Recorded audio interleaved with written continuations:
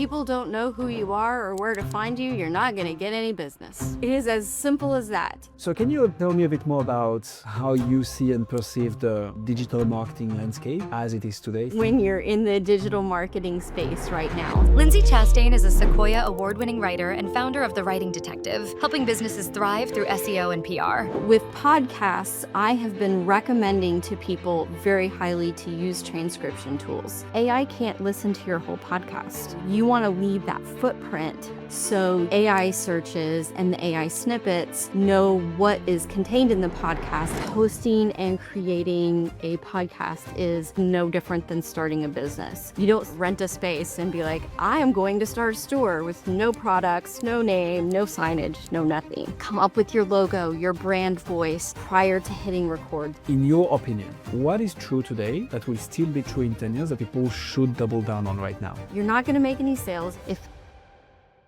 Welcome to the Consulting Leaders Podcast, where we talk about the business of consulting. Whether you're looking to grow your practice or learn from the stories of leaders in consulting, you're in the right place. I'm your host, Guillaume Jouvencel, ex-PwC and co-founder of GHA Marketing. Join me as I interview the best consultants in their niche. Let's get on with the show.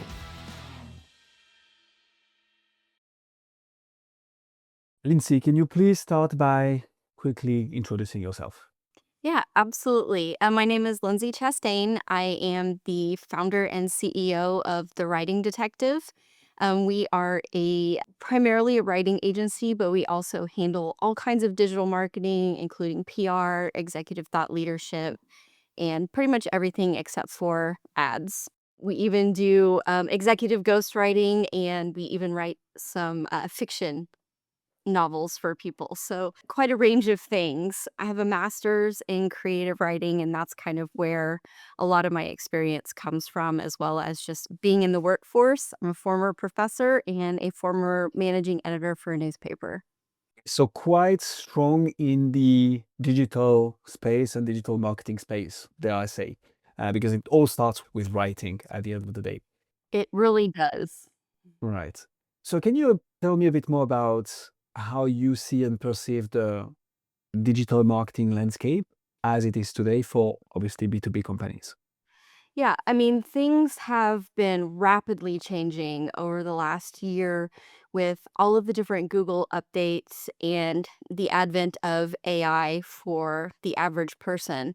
So, what we're seeing is that for websites in general, whether you are a product, whether you are a blog, whether you are a small business, we've entered into what's called a zero-click environment.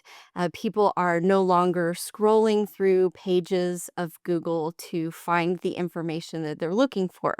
They're being presented information in AI snippets, which if you've done any kind of searching lately on Google, you've noticed that AI snippet at the top that tells you what you want to know.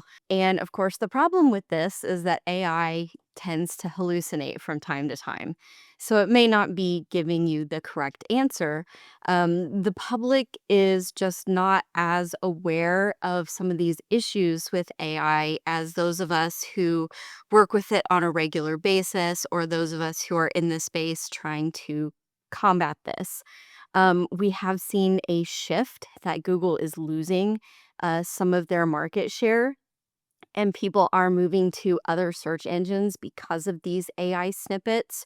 But it is still a smaller portion of people who are going to other search engines like DuckDuckGo or using some of the other options that are out there. So what a zero-click environment means is that no one is scrolling down and clicking on your web page. Um, and there was just actually an update last week that Google did that is a little bit technical in nature, and it is going to kind of change things again. We're not exactly certain what that's going to do. But for a lot of the tools that your SEO pros use, that your monitoring tools use, like Ahrefs and SEMrush or your keyword search tools, they can now only search the top 10 results on Google instead of the top 100. So things kind of change every day when you're in the digital marketing space right now. So, the thing that we are leaning people towards is not relying just on your homepage to bring people into your website, to learn about your products, to read your information, but using a wider array of digital marketing tools like social media and especially PR to really get you in the places where people are finding information.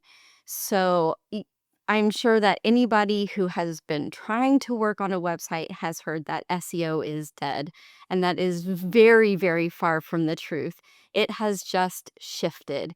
And if you are looking for someone to help you get back up in search, make sure that you're asking the person that you're talking to in interviews if they are aware of how to overcome the zero click environment, how to get you into AI snippets, how to get you into AI search.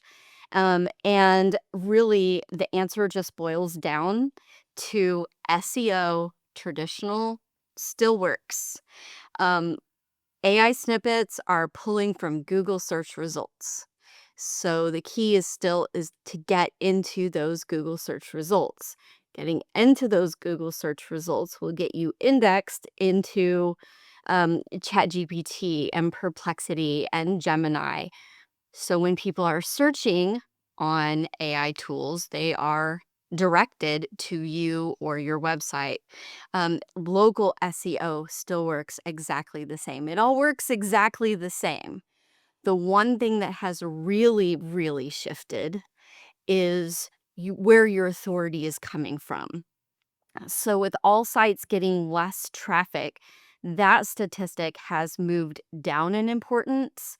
And media has really moved up in the authority puzzle there. So if you're not doing PR outreach, if you're not trying to get media mentions, if you're not trying to expand your reach within even traditional and non-traditional media outlets like your mediums, your substacks, your podcasts especially, then you're missing a gigantic piece of the puzzle right now to really get you in front of the people that you want to be in front of. That was kind of a long-winded answer to your question. Of it, like, what's the digital landscape? Obviously, it cannot be reduced to one or two sentences, right? So that's very relevant for me, Lindsay. So thanks a lot for this. And I think you've already alluded to this, but I'd like to dig a bit further into the zero-click environment, right? So first of all, can you develop a bit on that, like what it means really? And obviously, then how do you recommend people approaching this, especially in their content strategy? Like, how do you navigate that? Yeah, absolutely. So, if you think back to a year ago, 2 years ago, if you were searching for the answer to a question on Google, let's just use an example of one that I looked up earlier today. I have a brand new weather station. We had a storm coming, and I don't know what all of the dials mean. So I looked up, how is barometric pressure related to an oncoming storm? Normally, what I would do is I would scroll through the results that I received and click on a website to read that website and gain that information. What I found is that when I searched for this information yesterday, I was given an AI snippet that explained all of this information to me. And so I didn't need to scroll down and click on any websites. I didn't need to go further into search results to get the answer that I was looking for. However, I work with AI on a daily basis, and I realized that the explanation that I was given was oversimplified because I was told by the AI when a storm is approaching, the barometric pressure on my dial will show 29.5 or below. The barometric pressure on my weather station said 29.92. So obviously not the 29.5 that the AI snippet was telling me to look for an oncoming storm. But had I just trusted the AI and its simplified answer, I would have walked away with incorrect information and I would have never clicked on anything. And so what I did end up doing was scrolling through, clicking on some things and finding out that it's much more complicated than that. And I should probably spend a great deal of time reading up on this particular topic. But this is what most people are doing with searches these days. They're searching for something, they're getting their answer, they're leaving.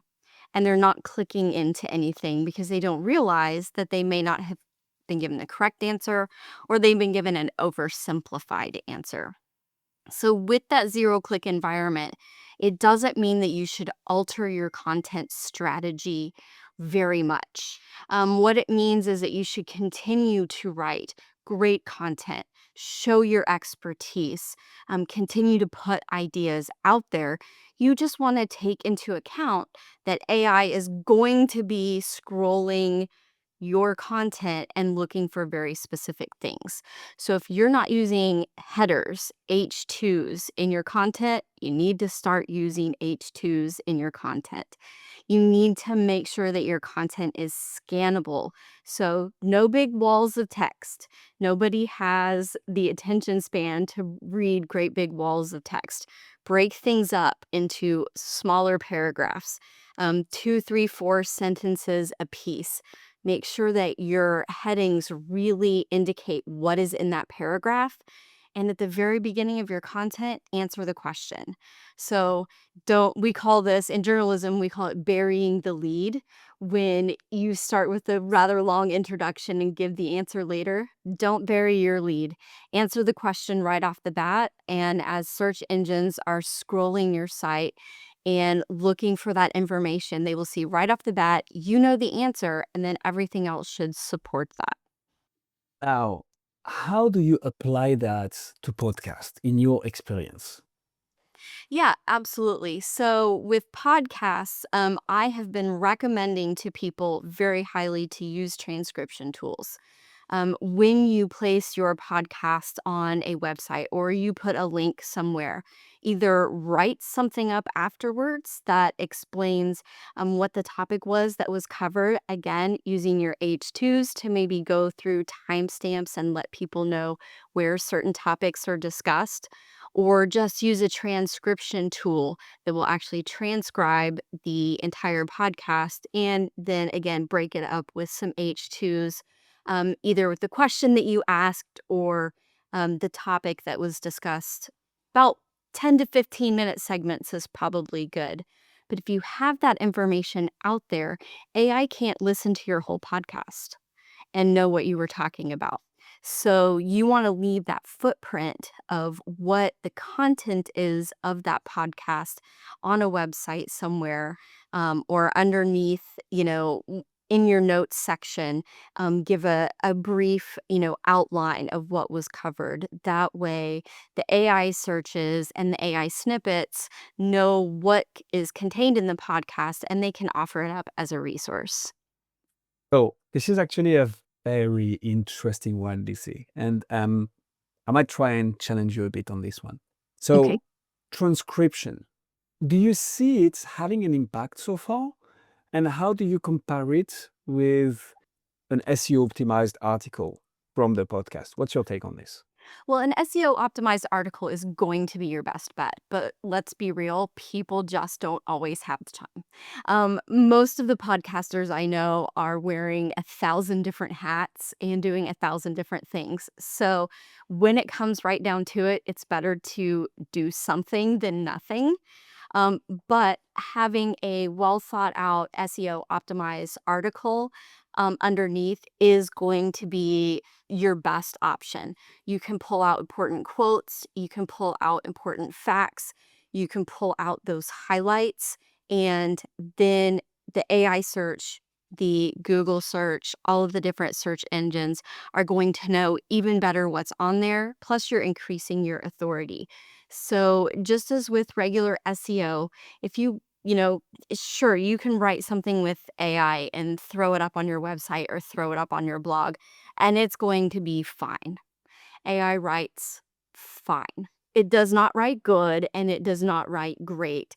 And the reason why those types of things aren't going to rank really high is because they don't have personal experience, they don't have expertise added, they don't have any type of human connection that's been added. So, as a podcaster, if you take the time to think back on your guest, maybe put one or two things that you learned yourself from the guest on your podcast using I enjoyed having this guest on. I learned this. You might discover this. This might change your mind. It doesn't need to be extraordinarily lengthy, but taking that extra 10 to 15 minutes is going to make a big deal.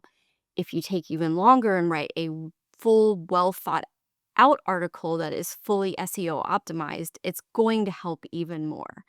Um, but if all you can do is just throw it into a transcription tool and put it up there, maybe clean it up a little bit, you're still taking action that's going to help. It's just not quite as good. What I usually do for my process when I'm working with podcasters is I go ahead and I transcribe the podcast and I get the full verbiage. I scroll through, I look for key quotes. Um, with the transcription, I make sure that I'm getting the quotes correctly. I also make sure that I'm getting timestamps correctly and that I'm getting speakers correctly. And I don't have to listen to the podcast over and over and over and pause 1,000 times, right? I can just kind of use that as an outline and a guide as I'm writing the article to indicate, if I use a quote, I will tell people timestamp where that quote occurred and use actual quotation marks because I have made sure that it is exactly correct. If someone still does want to put an article and the transcription up, I would recommend using a tool that either cleans up the transcript or hiring someone or doing it yourself to clean up the transcript a little bit and remove anything superfluous that's not really going to benefit your audience. So I like that nuance a lot. Just to bring a bit of a personal perspective here, the question I always ask to podcasters who indeed create a transcript out of their episodes and put it live on the website, the question I ask them is, okay, when was the last time that you searched something on Google and Google gave you a transcript of a video or of a podcast episode? You're very correct. You're not going to get those in search, but let's take a look at another industry that has this exact same issue, and that is recipe blogs, right? If you post a recipe on your website, nobody's going to see it. And so everybody who's ever looked for a recipe on the internet knows you're going to have to scroll through quite a lot of stories about grandmas or, going to the blueberry patch or whatever. You're going to have to scroll through some type of story or some type of additional content in order to get to the recipe. The reason for this is that a recipe itself does not lend itself to SEO. So it's that article that made you find the recipe in the first place. Your transcription is not going to necessarily be something that people are searching for. It's not going to be provided in results, but it provides Google with enough information to know what is in the podcast, to know if it wants to deliver it up based on the question or search parameters provided. So it's kind of a six of one, half a dozen of the other. If you have the time, write the article. If you don't, throw up the transcription and it's still going to help, just not as much. And, there are also people like me, and a bunch of people that I know that, I may be at work and I am not able to listen to a podcast right now. I'm not able to put my headphones in, but I still want to gain the information from your podcast. There are a lot of journalists that look for transcripts. So if you are doing a media outreach or a PR, having that transcript is going to be invaluable because as a journalist, if you send me a 1 hour podcast, I'm probably don't have time to listen to that, but I definitely can read extraordinarily fast and I have time to skim your transcript, find the places that are going to help with my article and just listen to those. As a journalist, when people used to send me podcasts, I would always ask, do you have a transcription to go with that? Or is there a transcription included? Because you know, especially now, we've lost so many journalists. They're wearing so many hats. They're pulling such long hours that if you can make their job easier, you're much more likely to get quoted in their articles. So while it's not the best for SEO, it still has a lot of value to still provide it. Why I love this podcast is because I'm learning stuff all the time. I didn't think about the journalist slash PR perspective, which makes a lot of sense. Purely from a podcast perspective, what I would potentially recommend people do, which won't take that much more time, because if you're taking the time out of your day to generate a transcript, right, you're probably going into a platform, generating a transcript and correcting the wording for the few times the transcript gets it wrong. Upload that in ChatGPT, ask it to create an SEO optimized article of 1500 words, reread it, obviously, and you can publish that. SEO wise, this will do better, but I like the transcript to have it accessible somewhere, available somewhere for PR and journalists who might be looking you up afterwards. This is gold. Another question on podcasting, Lindsay. So there is kind of two main things you can do when it comes to podcast in PR. It's either going on other people's podcasts, right? So there are well-established industry podcasts that you go on as a guest, and there is creating your own. Can you speak a bit about that, like the pros and cons of each and what you typically recommend? Yeah, absolutely. I mean, I recommend a two-pronged approach no matter what you do.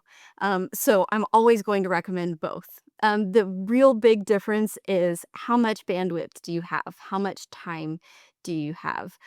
Because hosting and creating a podcast is a time-consuming prospect and something that is not going to work if you are just doing it here or there.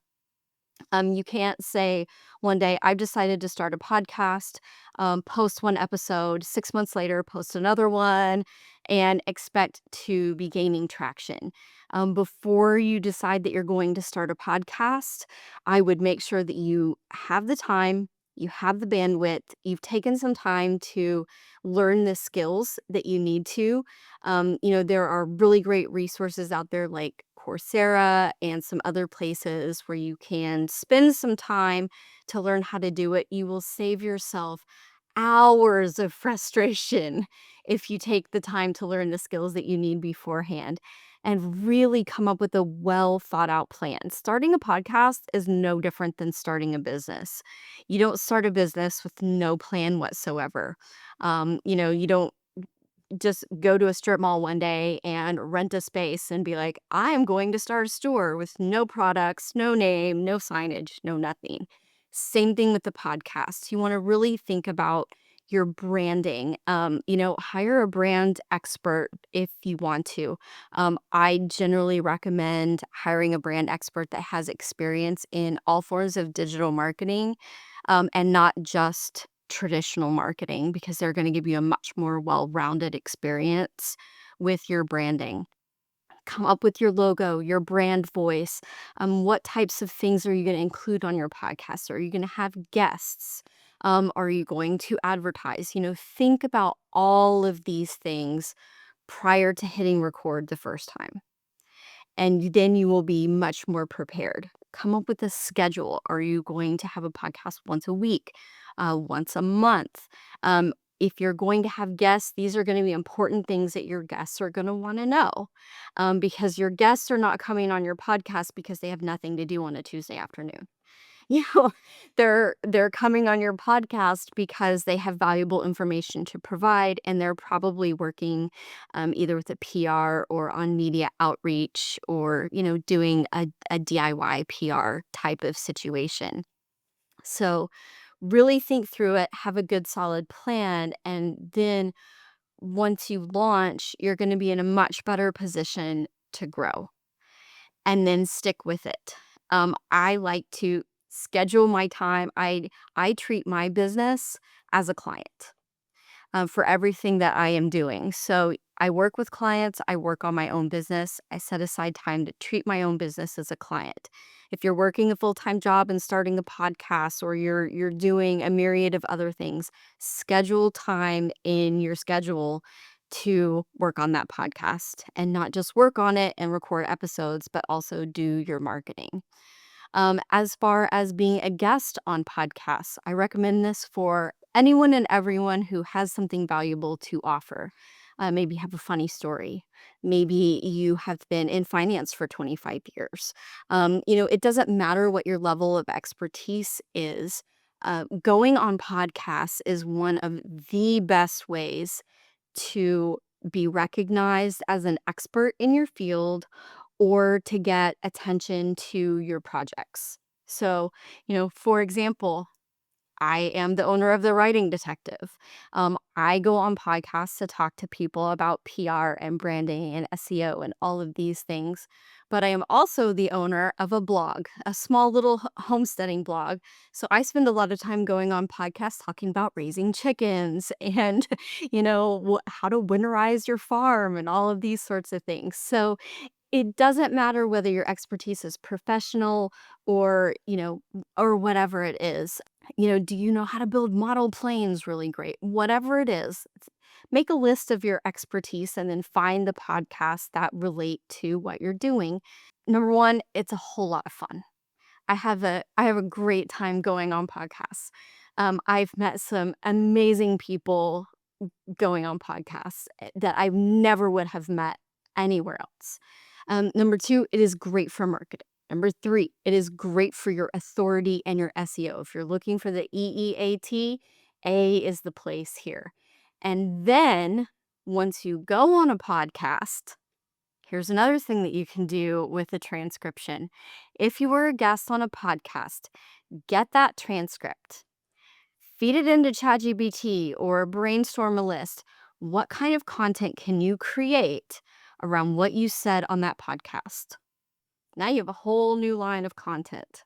You know, while you're doing that, promote the podcast that you were on. Make sure that you are sharing the podcast that you were on as you create this new content. Always be a gracious guest and serve the people that served you. Is there a number of podcast appearances you typically recommend to your clients? Like what's the right number? Should you go on a podcast once a year, once a month, once a week? What's the right Often as balance? possible. As often as Fair possible. enough.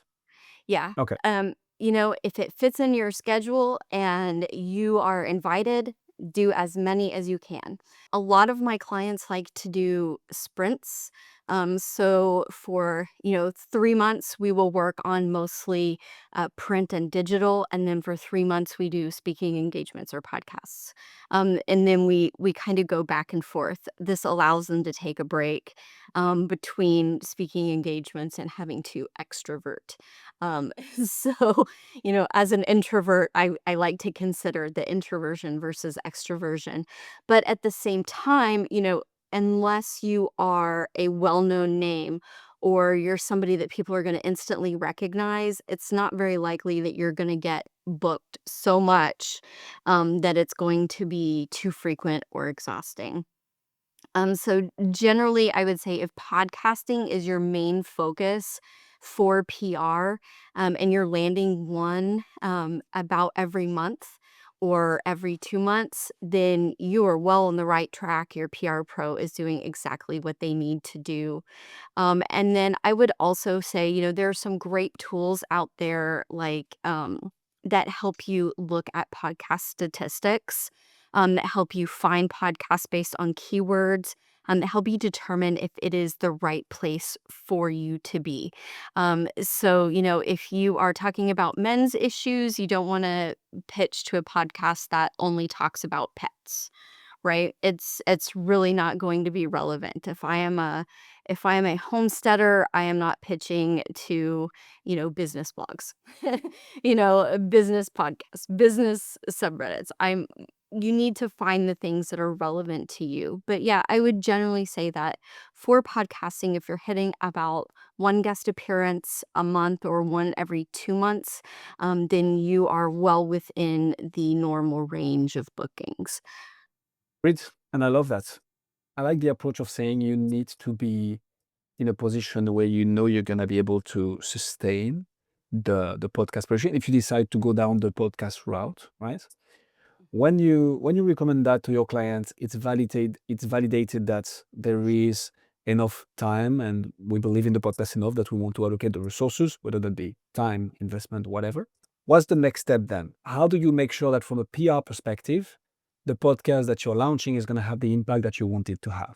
Again, it all comes down to planning in advance, really laying out what you want to do. And just like you and I, we had a call last week for, it was not a lengthy call, it was about 15 minutes. And we had a lovely chat and discussed kind of what was going to be on this podcast today. And I think that that serves twofold. Number one, we got to meet, which was great. And you're one of those, amazing people that I have met through being on podcasts. Number two, we got to kind of formulate a plan for what the podcast was going to be. And then we allowed some time. I'm sure you worked on some questions that you wanted to ask me. I had a chance to make some notes about things that I thought would be important to bring up. And so I think that we were both better prepared for this podcast than if we had just jumped in with no prep whatsoever. And then number three, I would say if you have all of those things planned out, you're talking to your guests beforehand, whether you're having a call or you're sending a questionnaire or something like that, and you have it planned out really well. And then you take that third step of really preparing your website, your marketing, and all of that stuff after the podcast airs and making sure that it gets in front of the people that you want it to get in front of. That's where you're going to start to see growth. And do not be afraid to ask your guests to promote your podcast. You invited them on. You can say, hey, can you please share this on your social media? I have been on podcasts where they have sent me media materials after the guest appearance, but before the podcast went live. Nothing complicated, just a banner with my face on it, my name on it that says, guest appeared on such and such podcast. You can do stuff like that. But ask your guests to participate because you and your guest are in this together. And, you know, both of you are served by the promotion of the podcast after the episode. If you are the one hosting the podcast, every guest that you have is a brand new audience that you have the opportunity to reach. So I've never been on your podcast before. You've never had access to the people that follow my content. So now you will. Your next guest, you've never had access to their audience. If you ask them to share to their audience and they do, now you have a whole new audience. So podcast hosts and guests are really both getting something out of the appearance because I have never reached your audience. So if you both work together, then it works really well. Now, I'm not going to say that every podcast host is great at promoting their site or that every podcast guest is going to do great at promoting their appearance. But if you work together and create that sort of plan, even if it's a small plan, that's going to help you both. Amen to that. Lindsay, there is a question I ask all my guests to finalize those interviews, but I'm tweaking it a bit for PR people. So the question is the following. When building Amazon, Jeff Bezos wasn't trying to figure out what's going to change in 10 years, what's going to be the next innovation in 10 years.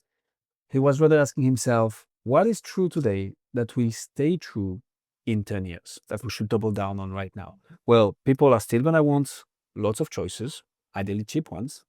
They're still going to want fast shipping, and they're still going to want great customer service. If we double down on those, we will be winning in 10 years. In PR, in your opinion, what is true today that will still be true in 10 years that people should double down on right now? If people don't know who you are or where to find you, you're not going to get any business. that As is just, simple as that. yeah, it is as simple as that. You can launch a website, and if you never tell a soul about it and nobody ever visits it, then you will never book clients, you'll never make sales, you will never go any further. And to be fair, that's what some people want. I don't know how long you've been on the internet, but I don't know if you remember back to the days of Blogspot. Back when I was teaching blogging as journalism in college, people didn't want you to see their stuff. They just wanted it to be on the internet. But now you can't operate any kind of business in a vacuum. People are not going to automatically flock to you, no matter what type of best-selling novel idea that you think that you have or revolutionary product that you think that you have. If no one knows it exists, you're not going to make any sales and you're not going to get any clients. The only way to get eyes on what you're doing is through marketing, promotion, writing blog posts, getting content out there, being on social media, going on podcasts, doing interviews with journalists, sending out press releases. It is your responsibility and your responsibility alone to get your information to the right people. Lindsay, ladies and gentlemen, Lindsay, if people want to find out more about you or what you do, where should they go? They should go to writingdetective.com. That is writing like I'm writing a letter, and detective like Sherlock Holmes. And yes, you will find that the entire website is detective themed, because I have Oh, a love of mysteries. friend. So Love that. please excuse the website right now. I just transferred all of my blog posts over, and anybody that does content knows that something always goes wrong, and all featured images are gone. We're working on it. Um, but, Fair enough. that is the thing when you're doing any kind of digital marketing, there's always some snafu, so it's always really good to Yes. have a pro on your side, whether you're doing ads or whether you're doing content, SEO, PR, whether you're hosting a podcast or wanna be a guest. It's always good to have somebody in your corner that can help you when you start running around in circles and need someone to tell you to slow down and let's look at this a little bit more analytically and figure out a solution. We'll put all the links in the description. Lindsay, thank you so much for coming on Podcast Gurus. Thank you so much for having me.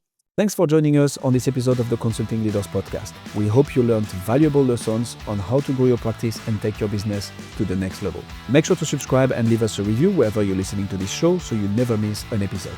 To apply and be a guest on the show, click the link in the description. See you next time.